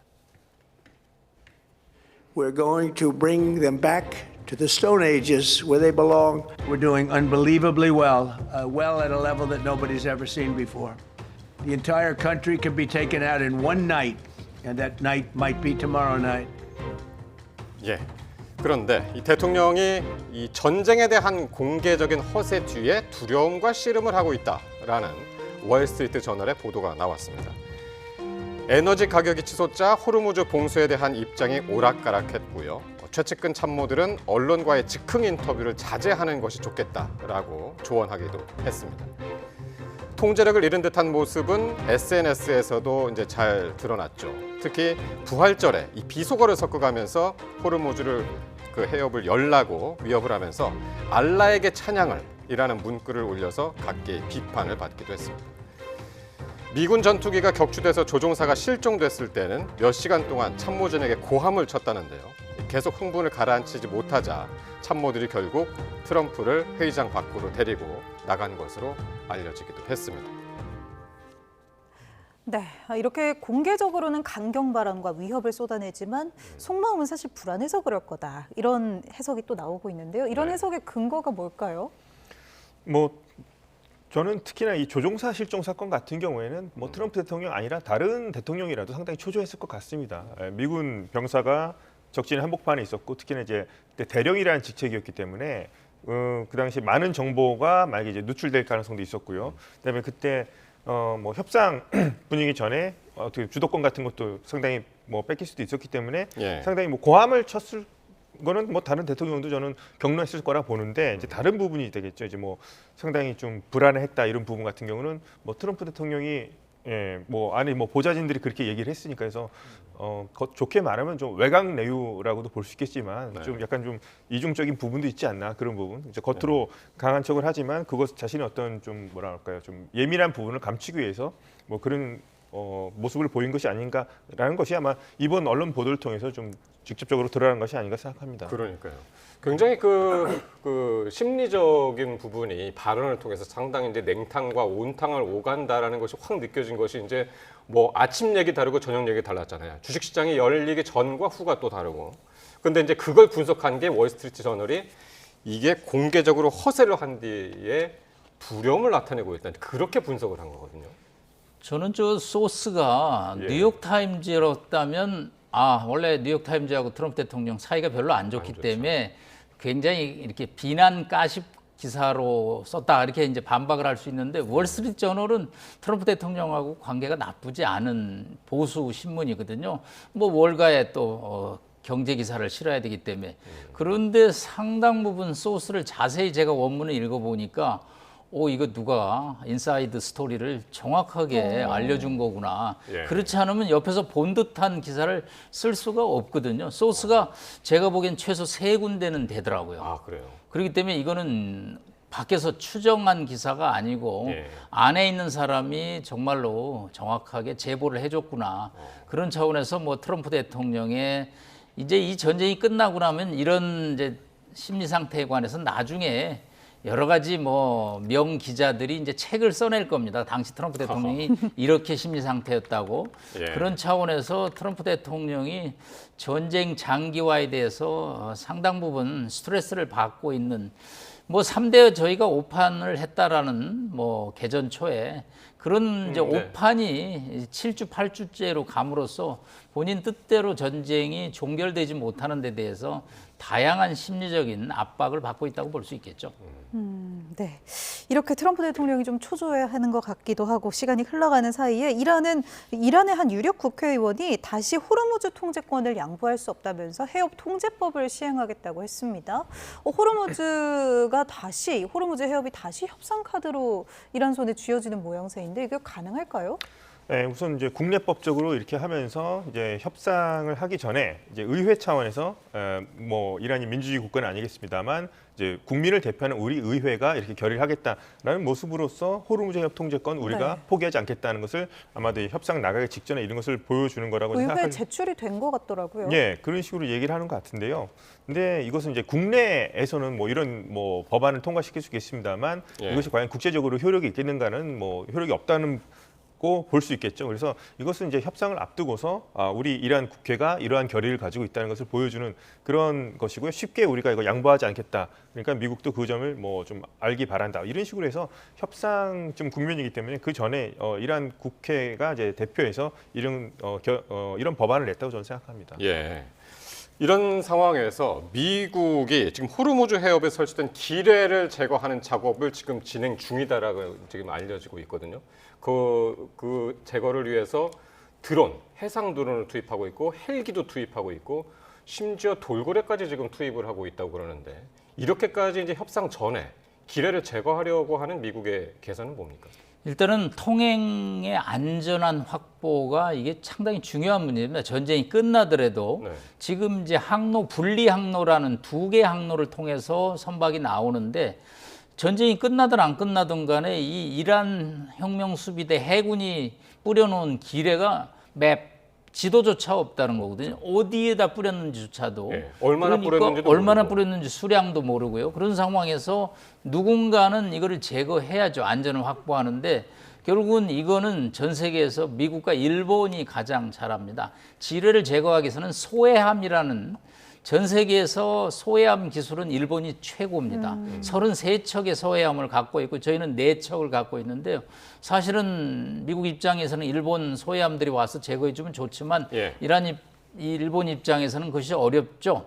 그래서 이제 일단 인명피해 우려가 가장 적은 드론을 사용해서 제거를 하는 이제 작전을 시행했는데 그 작전으로 뭐 기뢰가 다 제거될 수 있지는 여전히 군사적으로 의무고요. 그러니까 미국은 지금 이제 탐색 수일 내에 완료할 수 있다 이렇게 장담까지 하고 있는데 만약에 이게 제거가 되는 것이 눈에 보이는 진척 상황이 있다면은 이란으로서는 조금 해상 통제에 대한 그 통제력을 약간 잃을 수도 있는 그런 상황이 될 수도 있을 것 같은데.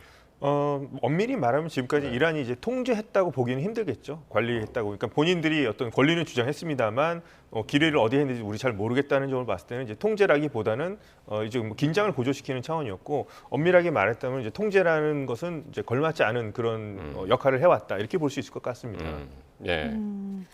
네, 호르무즈 해협 안전 확보를 할 수 있을지 계속해서 좀 지켜봐야 할 것 같고요. 2차 협상의 또 다른 변수가 바로 사실 이스라엘인데 이스라엘이 공격 재개를 준비하는 것으로 알려졌다는 그런 보도들이 계속해서 나오고 있습니다. 이스라엘 내각 안에는 군사작전을 계속해야 한다는 강경론이 또 득세하다고 하고요. 이스라엘이 문제네요. 이스라엘 도 문제죠. 네, 네, 이스라엘은 뭐 여러 가지 지금 네타냐후 총리 화면에 나오는데 지난번에 네타냐후 총리가 휴전에 동의했다가 강경파들로부터 강한 비난을 받았죠. 아직 더 공격해야 될 목표가 있는데 왜 휴전에 합의했느냐. 물론 뭐 트럼프 대통령의 이제 전화를 받고 휴전에 동의한 것이죠. 하여튼 이스라엘 입장에서는 이 레바논 북부 남부죠. 그래서 과거의 그린 라인이라는 일종의 국경선 개념인데 이걸 더 레바논 내부로 올리는 옐로우 라인을 빨간색 선을 그어가지고 여기까지는 우리 이스라엘이 통제를 해야 된다. 그래서 뭐 그레이트 이스라엘이라는 대이스라엘이라고 뭐 유대인 성경에 나오는 지역까지 확대를 해야 된다라는 게 이제 이스라엘 시오니즘 파들의 이제 주장인데 이스라엘은 뭐 공격하고 싶은 목표가 이번 기회에 뭐 수도 없이 많을 겁니다. 그렇기 때문에 트럼프 대통령의 입장에서는 네타냐후 총리와 이스라엘을 좀 누르는 일단 좀 침묵시키는 전략도 병행해야지만 이 휴전이 조기에 성사됐을 것으로 보입니다. 예, 알겠습니다. 지금까지 휴전 기한이 초읽기에 들어간 상황, 중동 사태 전문가 두 분과 함께했습니다. 남성욱 숙명여대 석좌 교수, 김덕일 고려대 중동이슬람센터 연구위원과 함께했습니다. 두 분 고맙습니다. 고맙습니다.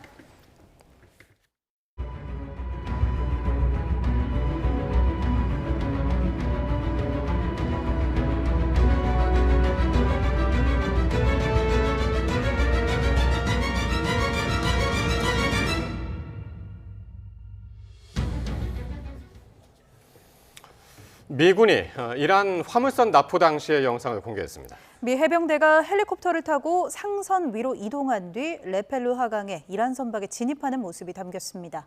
박영진 기자가 보도합니다. 캄캄한 밤 헬리콥터 한 대가 상공을 날아 이란 국적 화물선 투스카호 위를 비행합니다. 이어 미 해병대원이 레펠로 하강에 선박에 진입합니다.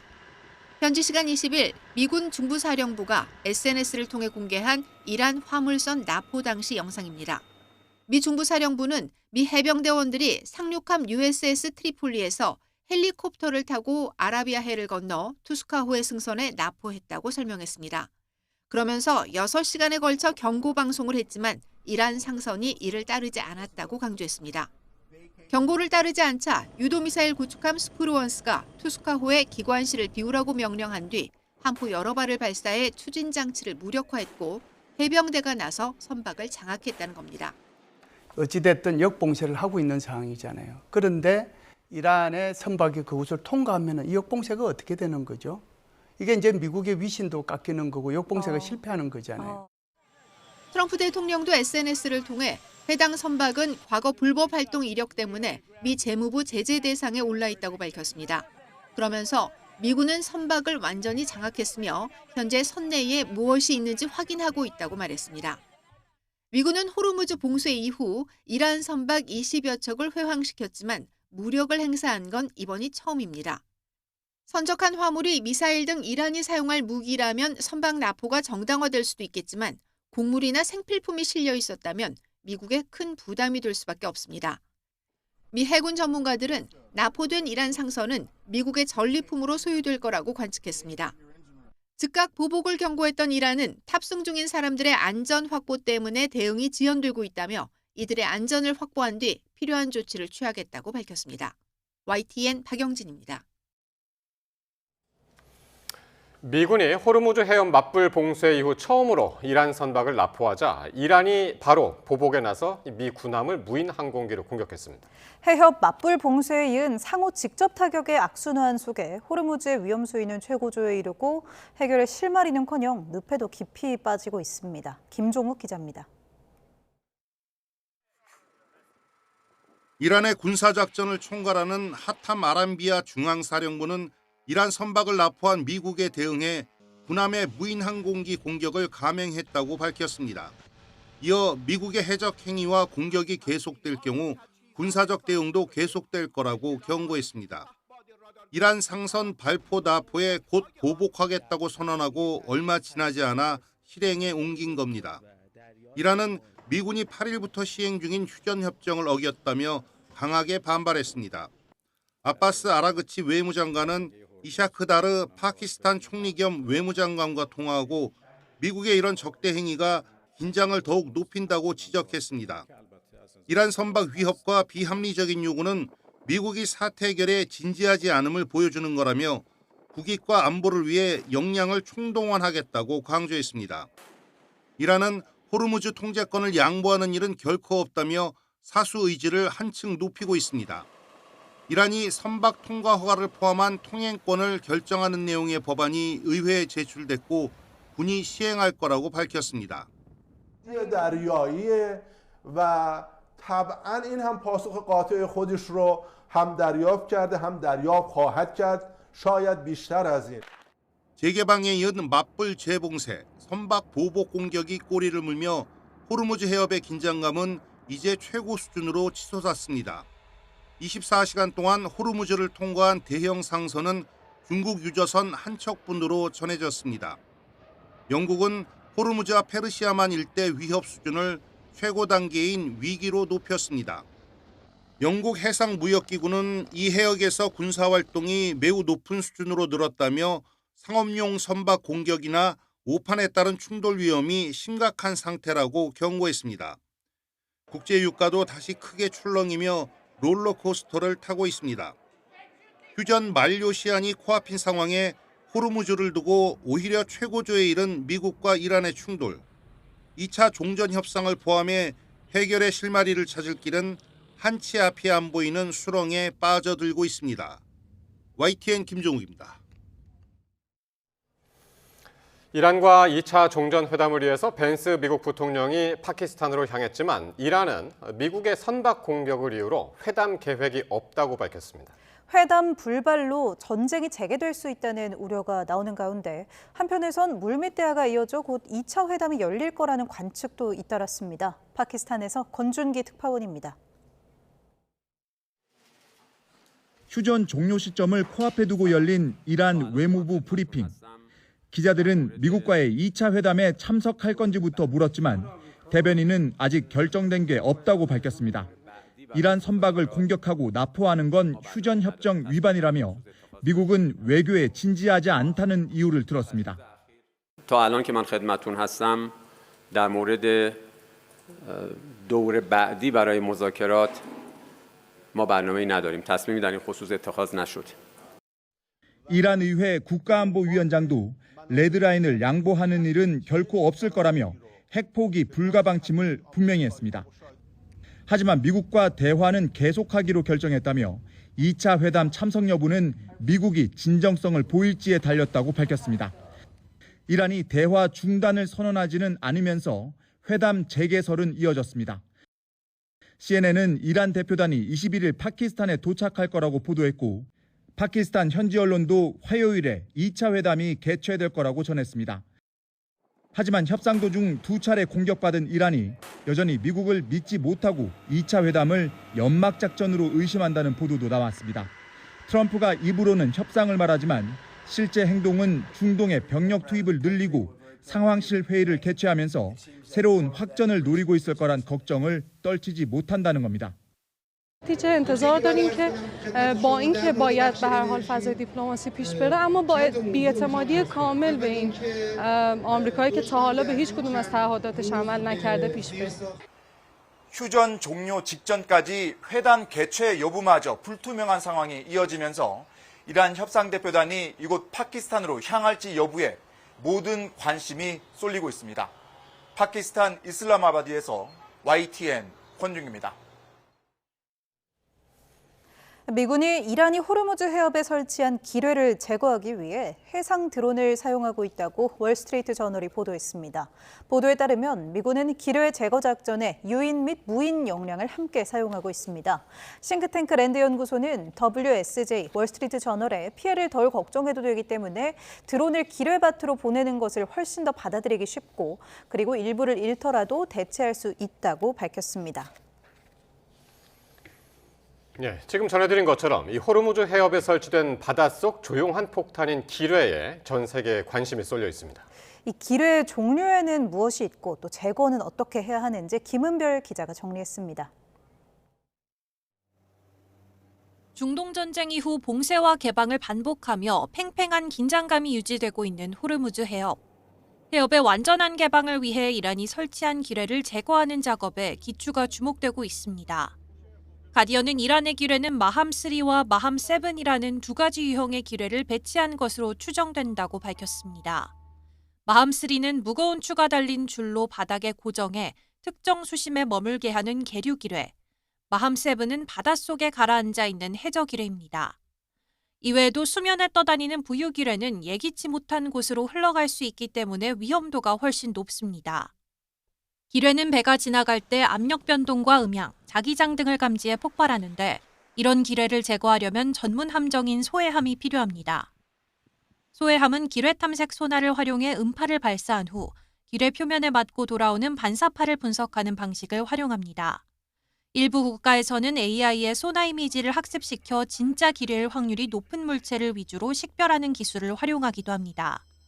기존에는 소해함이 주력이었다면 최근에는 원격 방식까지 결합해 유무인 체계로 기뢰를 제거하는 추세입니다.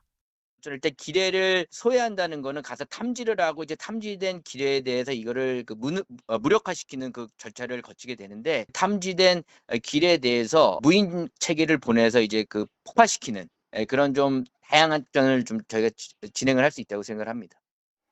호르무즈 해협의 긴장이 고조되면서 각국의 기뢰 제거 능력 또한 시험대에 올랐습니다. YTN 사이언스 김은별입니다. 이란 전쟁이 시작된 이후 약 50일 동안 전 세계 시장에서 원유 5억 배럴 이상이 사라졌다는 분석이 나왔습니다. 로이터 통신은 에너지 리서치 업체 자료를 인용해 이는 현대 역사상 사상 최대 규모의 에너지 공급 차질이며 금액으로는 약 74조 원어치에 달한다고 보도했습니다. 5억 배럴은 전 세계 모든 차량의 운행을 10하루 동안 멈출 수 있는 물량이며 미국의 한 달치 수요와 맞먹는 규모입니다. 전문가들은 해협이 정상화되더라도 유전 설비 복구와 물류 회복에는 최소 4개월에서 길게는 수년이 걸릴 것으로 내다봤습니다. 미국과 이란의 전쟁 여파가 에너지 가격 폭등을 넘어 미국 경제 전반을 집어삼키고 있습니다. 전쟁이 당장 내일 끝난다고 해도 그 상흔은 연말까지 지속될 것이라는 암울한 전망이 나왔습니다. 현지 시간 19일 파이낸셜 타임스에 따르면 미국 3월 소비자 물가는 전쟁 직후 치솟은 연료값의 영향으로 2년 만에 최대 상승폭을 기록했습니다. 국제통화기금 IMF의 게오르기에바 총재는 전쟁이 내일 종료되더라도 그 여파는 하룻밤 사이 사라지지 않을 것이라며 경고했습니다. 이스라엘 군인이 레바논에서 예수 그리스도의 상을 망치로 훼손하는 장면이 확산하면서 논란이 커지고 있습니다. 이스라엘군은 실제 상황을 인정하고 즉각 조사에 착수했습니다. 박순표 기자의 보도입니다. 레바논의 기독교 마을 체육시설에 있는 예수 그리스도의 조각상입니다. 이스라엘 군인이 끌어내려진 예수 그리스도 상의 머리 부분을 망치로 내려치고 있습니다. 문제의 사진은 팔레스타인 기자가 현지 시각 19일 SNS를 통해 공개했습니다. 촬영 시점은 정확하지 않지만 군복과 휘장 등을 통해 레바논 남부에서 작전 중인 이스라엘 병사라는 점은 확인됐습니다. 논란이 커지자 이스라엘군은 SNS를 통해 이런 행위는 군의 가치와 전혀 부합하지 않는다며 즉각 진상조사에 나서겠다고 밝혔습니다. 이어 동상을 원상복구하는 동시에 필요하면 군 내부 규정에 따라 해당 병사를 문책하겠다며 사태 수습에 나섰습니다. 하지만 논란은 커지고 있습니다. SNS 계정을 통해 해당 마을 주민들은 아버지 그들은 자기가 하는 일이 무엇인지 알지 못합니다라는 성서구절을 인용하며 이스라엘군을 비난했습니다. 누리꾼들도 비난 여론에 가세하고 있습니다. 특히 트럼프 미 대통령과 교황 레오 14세의 충돌과도 맞물려 비난 여론이 미국과 이스라엘 전체로 번지고 있습니다. 팔레스타인계 한 이스라엘 의원은 공개적으로 예수와 교황을 모욕하는 것을 트럼프에게 배운 것인가라고 직격하기도 했습니다. 앞서 트럼프 대통령은 이란 전쟁을 놓고 교황과 공개 설전을 벌이며 자신을 예수로 묘사한 합성 사진으로 신성모독 논란을 빚기도 했습니다. YTN 박순표입니다. 조셉 아운 레바논 대통령이 이란과 미국 간 휴전 논의와는 별개로 이스라엘과 직접 협상에 나서겠다고 밝혔습니다. 아운 대통령은 현지 시간 20일 이번 협상을 통해 레바논을 구할 수 있을 것이라는 희망을 품고 있다며 이같이 말했습니다. 그러면서 이스라엘의 군사작전 즉각 중단, 레바논 내에 이스라엘군 완전 철수 등을 협상 목표로 제시했지만 이스라엘이 가장 중시하는 쟁점인 헤즈볼라 무장 해제는 언급하지 않았습니다. 국토교통부는 고유가와 고환율로 타격을 입은 항공업계와 간담회를 열고 5월부터 공항시설 사용료 납부를 한시적으로 유예하는 조치 등을 추진하기로 했습니다. 국토부는 부담 완화를 위해 공항 사용료 납부 유예와 함께 중소항공사를 위한 긴급 경영자금 지원을 요청하는 방안을 관계부처와 협의하고 있다고 설명했습니다. 이어 항공사가 경영 여건이 어려워져 노선을 일시적으로 축소할 경우엔 소비자 피해를 최소화하기 위해 단계별로 운항권을 회수하는 방안을 적용하기로 했다고 밝혔습니다. 이란 사태가 끝난 뒤에도 공사비 상승이 고착화하면서 건설업계의 파급 효과가 장기간 이어질 가능성이 크다는 분석이 나왔습니다. 대한건설정책연구원 보고서를 보면 건설업은 석유화학자재 의존도가 높고 연료비와 운송비 등이 비용에 반영돼 공사 원가 전반에 국제유가 충격이 불가피하다는 내용이 적혀 있습니다. 특히 유가가 진정돼도 상승한 자재 단가와 물류비는 즉시 떨어지지 않는 특징이 있어 중동 전쟁이 마무리되는 시점 이후로 여파가 본격적으로 반영될 것으로도 진단했습니다. 중동 전쟁에 나프타가 부족해지면서 일본 건설 현장에서도 자재 구하기가 힘들다는 비명이 나오고 있습니다. 급기야 유명 욕실업체는 아예 추가 주문 접수를 중단했습니다. 업계에서는 이대로라면 집값이 30%가량 오를 거라는 전망까지 나옵니다. 도쿄에서 이승배 특파원입니다. 일본 요코하마에 있는 건설업체입니다. 과거 계약한 집들이 있지만 제때 공사를 못하고 있습니다. 중동 전쟁에 나프타가 부족해지면서 자재값이 눈덩이처럼 불어났기 때문입니다. こちらが今回ちょっと話題というか私たちの方でも問題になっている断熱材で壁であったり屋根であったり床の断熱であったりいろんなところで使われる 한두 개가 아닙니다. 단열재로 쓰이는 스티로폼은 40%, 바닥에 까는 방수포는 가격이 절반이나 껑충 뛰었습니다. 도색 작업에서 없어서는 안 되는 시너는 평소보다 2배가 올랐는데 가격은 그렇다 치고 구할 수도 없다는 볼멘 소리가 나옵니다. 배수관과 접착제 등 석유화학 제품 부자재들도 구할 수 없었다는 설문조사 답변이 16%에 육박했다고 요미우리는 보도했습니다. 일본의 유명 주방 욕실업체인 토토는 지난주부터 아예 신규 주문 접수를 중단했습니다. 업계에서는 계속 이런 상태라면 집값이 30%가량 오를 거라고 내다보고 있습니다. コロナ以降、住宅価格ってもう、3割4割上がったって言われてるんですね。今度また同じことがこの短期間で起こるってなると5000万円のものが6000万円になる。 다카이치 총리는 최소 넉 달치 쓸 나프타는 확보하고 있다며 수급엔 문제 없다고 강조했지만 현장 목소리와는 다소 온도차가 느껴집니다. 備蓄の放出もあり、代替調達も進め、日本全体として必要となる量は確保されております。そしてこれからそれを増やしていく、その取り組みを懸命に進めております。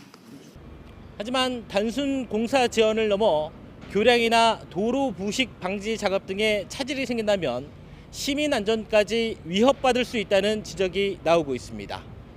도쿄에서 YTN 이승배입니다. 미군에 납포된 이란 선박은 미사일 원료 수입처로 지목된 중국 항구에서 출발한 걸로 전해졌습니다. 현재 진행 중인 적재물 조사 결과에 따라 5월 담판을 앞둔 미중 관계에도 뇌관이 될 수 있습니다. 베이징 강정규 특파원입니다.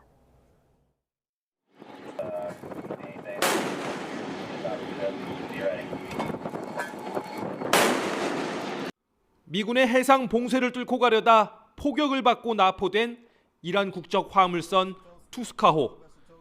이란 국영 매체는 중국에서 일반 화물을 싣고 오던 길이었다며 휴전협정 위반이라고 비난했습니다.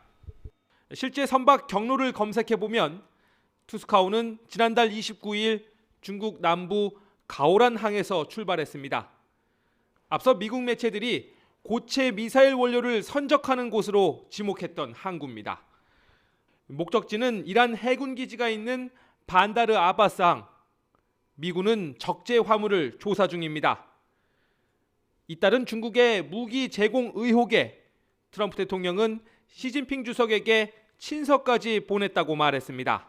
And I wrote him a letter asking him not to do that, and he wrote me a letter saying that essentially he's not doing that. 긍정도 부정도 하지 않던 중국 당국은 이번 이란 선박 납포를 두곤 미국에 책임을 돌렸습니다. 我们对美方强制截停有关船只表示关切，希望有关方以负责任的态度恪守停火协定。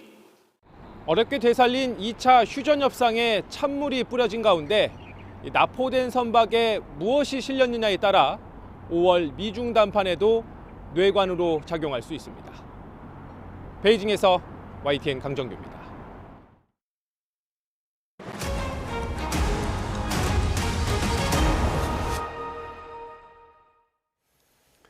경남 진주의 화물연대 집회 현장에서 조합원 3명이 차에 치여 1명이 숨지고 2명이 다쳤습니다. 경찰은 외부로 나가는 물류 차량을 조합원이 막아서다가 사고가 난 것으로 보고 있습니다. 보도에 임형준 기자입니다. 교통이 통제된 왕복 4차로의 물류센터 앞. 물류 차량이 줄지어 도로로 나옵니다. 곧이어 화물연대 조합원들이 첫 번째 물류 차량을 막아서며 저지에 나섭니다. 이 과정에서 조합원 일부가 물류 차량에 치였습니다.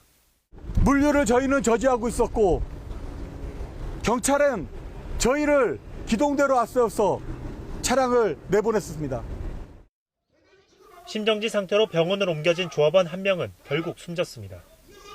부상을 입고 병원으로 이송된 조합원 2명은 생명에 지장이 없는 것으로 확인됐습니다.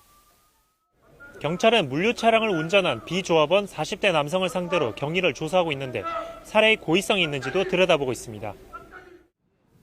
사고 이후 집회 현장에선 화물연대 차량이 경찰 바리게이트 쪽으로 돌진하기도 했습니다. 경찰 기동대원 1명이 다쳐 병원으로 옮겨지고 차에 타고 있던 조합원 2명은 공무집행 방해 혐의로 현행범 체포됐습니다. 화물연대 경남본부는 BGF 리테일의 공동교섭을 촉구하기 위해 최근 집회를 벌여오고 있었습니다.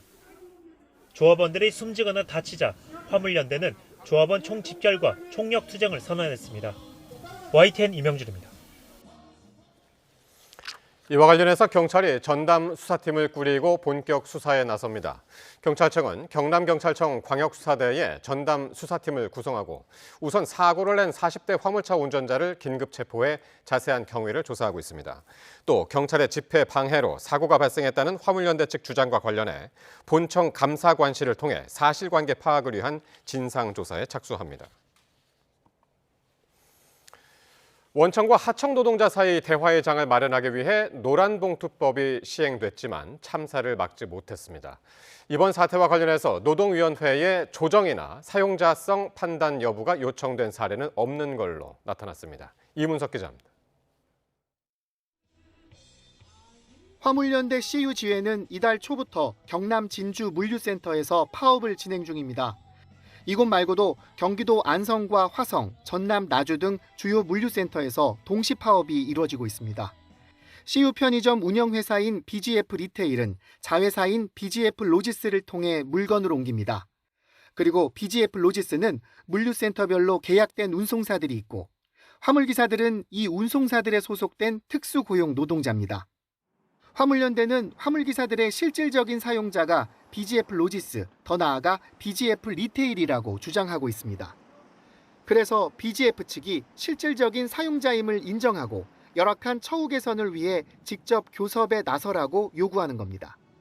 BGF 측은 사용자가 아니어서 교섭에 응할 필요가 없다는 입장을 유지하는 거로 전해졌습니다. 화물연대는 현재까지 7차례 교섭 요구를 보냈지만 회사 측이 묵살해 물류센터 봉쇄투쟁으로 이어졌다고 설명했습니다. 그런데 회사 측이나 노조 측이나 정작 노란봉투법을 통한 사태 해결 노력은 미흡했던 거로 조사됐습니다. 중앙노동위원회 문의 결과 노란봉투법 시행 뒤 이번 사태와 관련해 노동위원회로 조정이나 사용자성 판단, 복수노조 판단 사건이 접수된 사례가 전혀 검색되지 않는다고 밝혔습니다. 서로 이제 대화를 해보라고 만든 법인데도 불구하고 아직 그 법의 취지가 현장 노사에게는 아직 미치지 못하고 있다 하는 그런 현실적인 문제가 하나요. 어렵사리 노란봉투법은 시행됐지만 원청과 하청 노동자들 사이 대화 없는 갈등이 답습되면서 노사 대치 과정에 인명이 희생되는 참사가 되풀이됐습니다. YTN 이문석입니다.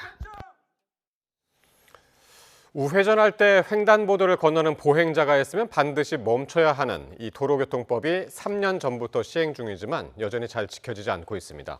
경찰이 집중 단속에 나섰습니다. 표정우 기자가 현장에 다녀왔습니다.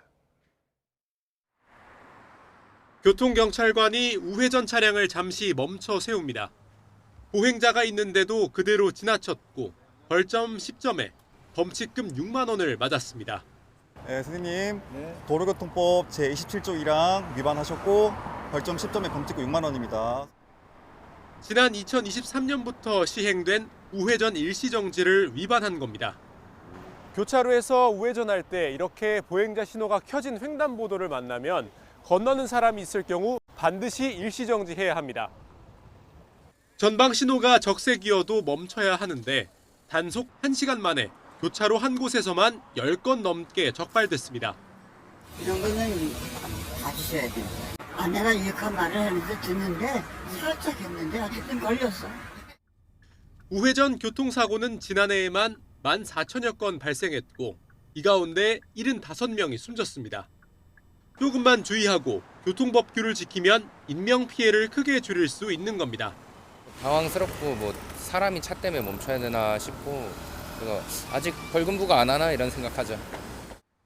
법을 지키려 잠시 멈춘 차량을 향해 뒷차가 경적을 울리는 잘못된 교통문화도 바뀌어야 합니다.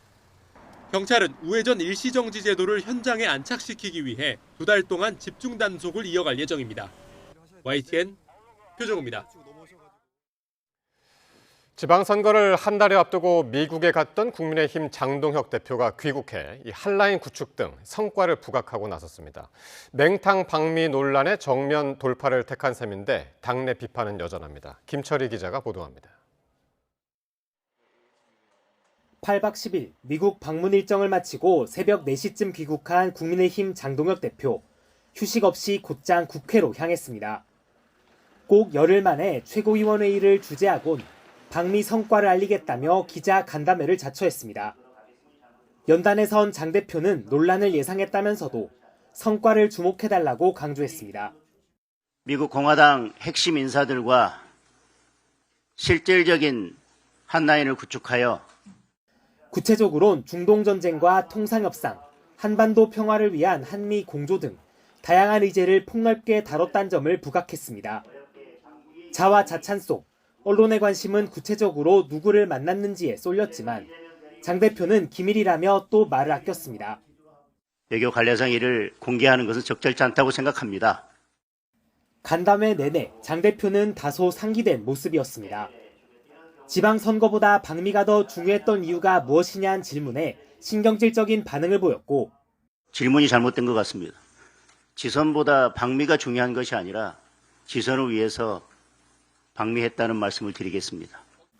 당 일각의 사퇴 주장에도 알아서 결정하겠다 딱 잘라 말했습니다. 대신 부산 북구갑의 털을 잡은 한동훈 전 대표 지원에 나선 진종호 의원에 대해 당 차원의 사실 확인을 지시했습니다. 당 최고위는 또 친한계 배현진 의원이 이끄는 서울시당에 지방선거 공천안을 대거 보류했습니다. 훈결 없는 후보를 내어야 된다는 중앙당의 의지가 반영된 결정이라고. 장동혁 대표의 정면 돌파에도 아랑곳 없이 잘못된 일정이라는 쓴소리가 이어졌습니다. 천수답 방미가 거의 바람 쐬러 가듯이 갔다 온 것 아닌가라는 생각이 듭니다. 이런 거 갖고 당무감사해야 되는 거 아니에요?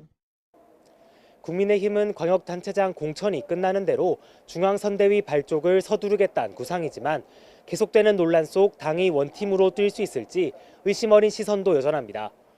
YTN 김철입니다.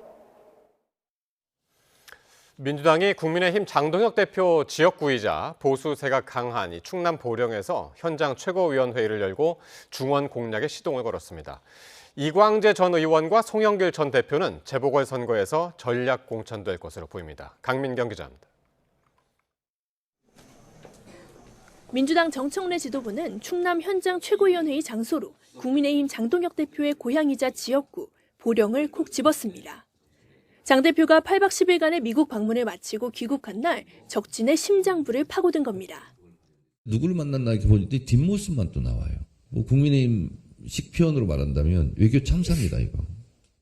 최근까지 당 수석 대변인으로 활동하며 정 대표의 임 역할을 했던 박수현 충남지사 후보를 향해서는 극찬을 아끼지 않았습니다. 정청래 대표님 말씀처럼 탁월한 경험과 역량의 소유자입니다. 인품까지도 훌륭한.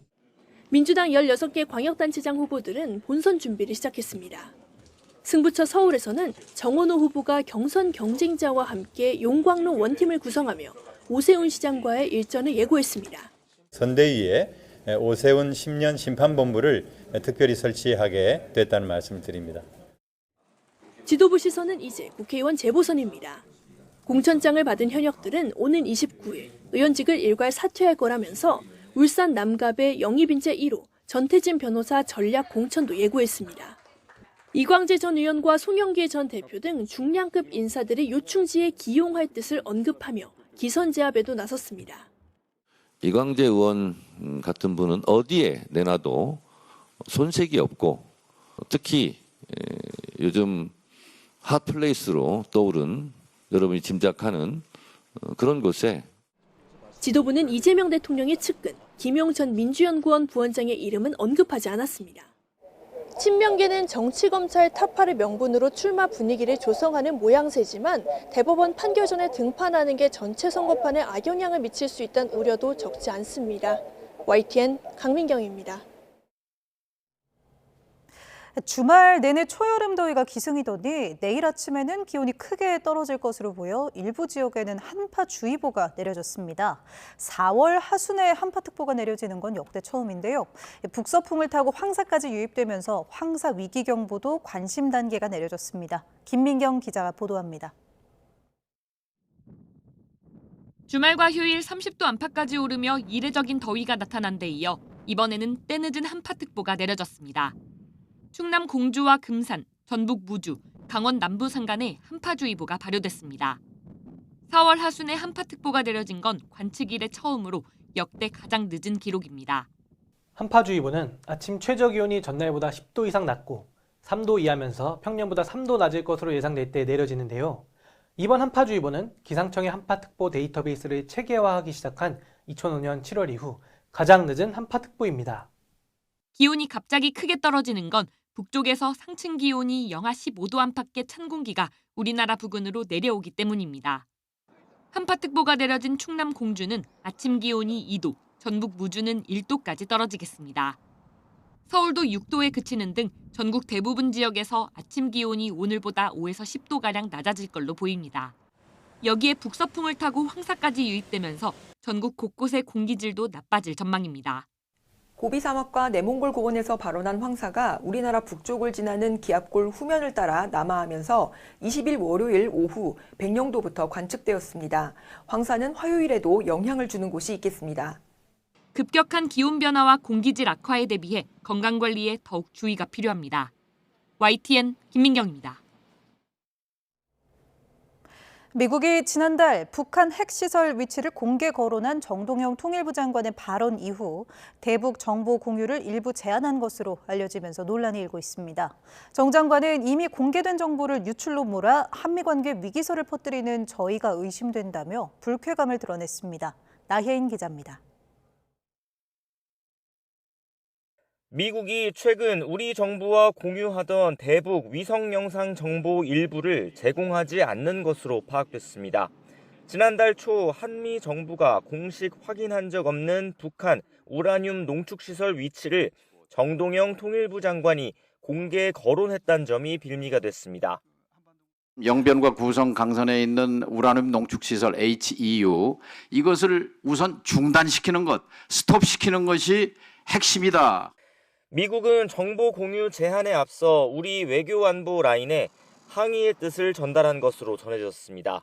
통일부는 미국 정책연구소 등에서 이미 공개된 정보라고 해명했지만 야당에선 장관 경질을 요구하는 목소리가 터져나왔습니다.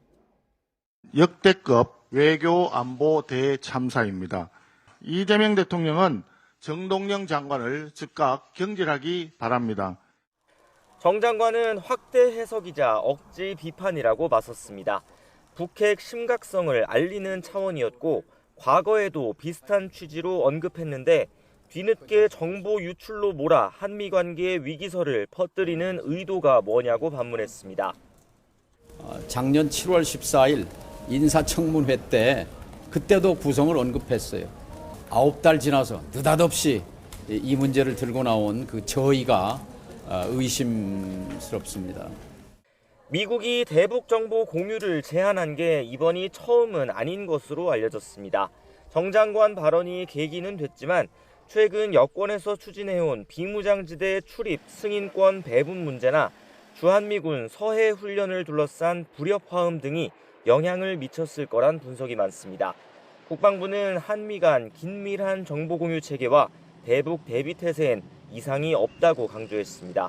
YTN 나인입니다.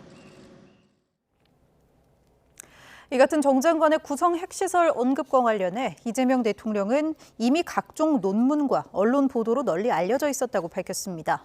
이 대통령은 오늘 SNS에 이같이 적고 정 장관이 미국이 알려준 기밀을 누설했다는 걸 전제한 모든 주장과 행동은 잘못이라며 왜 이런 터무니없는 일이 벌어지고 있는지 자세히 알아봐야겠다고 적었습니다. 인도를 국빈 방문한 이재명 대통령이 모디 총리와 정상회담을 열었습니다. 두 정상은 현지 시각 20일 뉴델리 영빈관에서 회담을 열어 기존 경제 협력을 고도화하고 조선과 금융, 인공지능, 방산을 비롯한 전략 산업 분야의 공조 강화 방안을 논의했습니다. 양국은 우선 변화된 통상 환경에 대응할 수 있도록 내년 상반기 타결을 목표로 한인도 포괄적 경제 동반자 협정인 세파 개선 협상을 다음 달 중 진행하기로 했습니다. 이재명 대통령과 모디 총리 정상회담을 계기로 양국 경제인들이 협력을 모색하는 자리도 마련됐습니다. 두 정상은 삼성 이재용 회장과 함께 셀카를 찍으며 우위를 다졌고 이 대통령은 양국 고대 결혼 설화에 나오는 피사 석탑처럼 불확실성을 넘어 새로운 협력의 시대를 열자고 말했습니다. 정인용 기자입니다. 이재용 삼성전자 회장이 인도를 국빈 방문한 이재명 대통령, 모디 인도 총리와 미소를 머금으며 카메라를 응시합니다. 모디 총리가 주최한 오찬에서 이 회장이 인도 노이다 공장에서 생산한 갤럭시 스마트폰으로 셀카를 찍은 겁니다. 애초 정부 인사들만 참석하기로 예정됐던 자리였는데 모디 총리의 깜짝 초청으로 이 회장은 물론 정의선 현대차 회장과 구강모 LG 회장 등 11명의 재계 인사가 함께했습니다. 정부 인사들 간의 외교 행사인 국빈 오찬에 기업인들을 초대한 형식을 파괴한 매우 이례적인 행사가 개최되었습니다. 오찬 이후에는 한인도 비즈니스 포럼도 열렸는데 양국 정부와 기업인 600여 명이 총출동했습니다. 이 대통령은 이 자리에서 양국 첫 인연으로 알려진 금관가야 김수로 왕과 인도 고대 국가인 아유타국의 공주 허황우의 결혼 설화를 언급했습니다. 허황우가 한반도로 건너올 때 대안에 있던 파사 석탑이 거센 파도를 잠재웠듯 새로운 협력의 장을 만들어가자고 강조했습니다. 파사 석탑은 위험과 불확실성을 극복하고 새 길을 개척하고자 했던 인류의 굳은 의지를 말해주기도 합니다. 교류의 영역을 확장하며 더 많은 파사 석탑을 쌓아가기를 기대합니다. 한인도 비즈니스 포럼을 통해 민간에서는 모두 20건의 양해각서 MOU가 체결됐습니다. 특히 인도의 새로운 조선소를 구축하기 위한 정부 지원 사항과 합작법인 추진 방향을 명문화하는 내용도 포함됐습니다. 모디 총리는 이 대통령과 회담에서 조만간 한국 기업인들을 모두 초대해 인도 진출 애로사항을 직접 듣고 해법을 찾겠다고도 강조한 걸로 전해졌습니다. YTN 정인용입니다.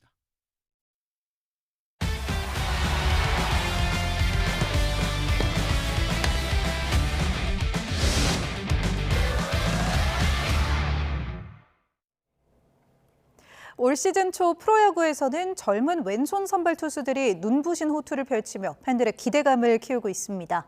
류현진과 김광현, 양현종 등 한 시대를 풍미했던 좌완 트로이카 시대가 새로운 얼굴로 바뀔 거라는 기대감도 나오는데요. 어떤 선수들인지 양시창 기자가 소개합니다. 시즌 초 좌완 선발로 가장 큰 주목을 받는 건 롯데 김진욱입니다. 3경기의 선발로 나와 2승 무패, 평균 자책점 1.86에 빼어난 성적을 기록하고 있습니다. 대체 선수 기여도와 이닝당 출루 허용률 등 상세 지표에서도 리그 최상위권에 이름을 올렸습니다. 꾸준히 연마해온 체인지업을 결정으로 사용할 만큼 완성도를 높이면서 우타자 상대 약점을 지운 게 결정적입니다. 여기에 지난 겨울 일본에서 개인 훈련을 진행하면서 구속을 높이는 등 직구를 날카롭게 다듬은 것도 큰 효과를 보고 있습니다. 일본에 가서 조금 더 배우려고 했고 그 좀 마음가짐이나 자세를 좀 더 고치려고 했던 것 같습니다. 공 하나에 조금 더 집중을 하려고 하다 보니까 그 위기가 조금 빨리 벗어나지 않나라고. 김진욱과 프로 데뷔 동기인 이의리도 지난 17일 두산 타선을 5이닝 무실점으로 막고 초반 부진을 털어냈습니다. 특히 최고 구속 155.9km의 빠른 공을 바탕으로 삼진을 8개나 빼앗으면서 제구 불안 약점을 지웠다는 점이 고무적입니다. 묵묵하게 제 할 거 하면서 잘 하다 보면 좋은 결과 있을 거라고 생각하고 그리고 체력적인 부분은 자신이 있어서 앞으로 좋은 경기 기대하고 있습니다. 이미 KBO 리그에서 9위는 검증받은 NC 구창모도 시즌 초 2승에 평균 자책점 2.82로 제 몫을 다하고 있습니다. 구단에서 투구수 관리에 특별히 신경을 쓰는 만큼 정규 시즌을 부상 없이 완주한다면 어느 때보다 좋은 성적을 기대해 볼 수 있습니다. 세 선수가 경쟁하듯 호투 행진을 벌이면서 류현진과 김광현, 양현종 이후 새로운 좌완 트로이카 시대가 열리는 것 아니냐는 기대감을 키우고 있습니다. YTN 양시창입니다. 프로배구 남자부 FA 최대호인 허수봉이 현대캐피탈과 계약했습니다. 현대캐피탈은 다른 구단과 영입 경쟁이 치열했지만 허수봉 선수가 팀 잔류를 우선 고려해 계약서에 사인했다고 밝혔습니다. 현대캐피탈은 아직 협상 단계인 세터 황승빈과 계약을 마무리하고 세부 계약 내용을 공개할 계획입니다. 프로기사 9단만 출전하는 제27회 맥심커피배 입신 최강전에서 정상에 오른 변상일 9단이 우승 트로피를 품에 안았습니다. 8번째 도전 끝에 처음으로 결승에 올라 세계 기선전 챔피언 박정환 9단을 꺾고 정상에 오른 변상일 9단은 우승 상금 7천만 원을 받았습니다. 맥심배 입신 최강전은 입신이라 불리는 프로 9단들만 출전해 최강자를 가리는 대회입니다.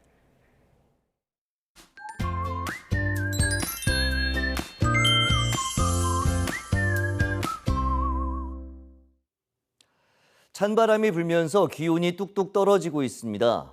내일 아침에는 서울 기온이 6도까지 내려가는 등 10도 안팎 크게 낮아지겠고, 이에 따라 충남 공주와 금산, 강원 산간과 전북 무주에는 역대 가장 늦게 한파주의보가 발효되기도 했는데요. 다행히 한낮에는 서울 기온이 19도까지 오르는 등 예년의 따뜻한 봄 날씨를 회복하겠습니다. 다만 황사의 영향으로 미세먼지 농도가 매우 나쁨 수준을 유지하는 곳이 많겠습니다. 외출하시는 분들은 큰 일교차와 미세먼지에 대비해 주시기 바랍니다.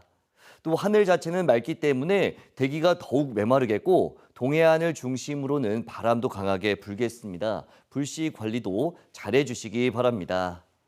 내일 아침 기온은 서울 6도, 춘천 3도, 광주 5도까지 떨어지겠고 일부 내륙에서는 서리가 내리거나 물이 어는 곳이 있겠습니다.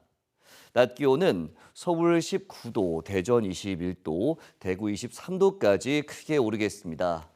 모레도 역시 공기가 무척 탁하겠고 오후에 제주도를 시작으로 목요일에는 남부지방에 또다시 비가 내릴 전망입니다.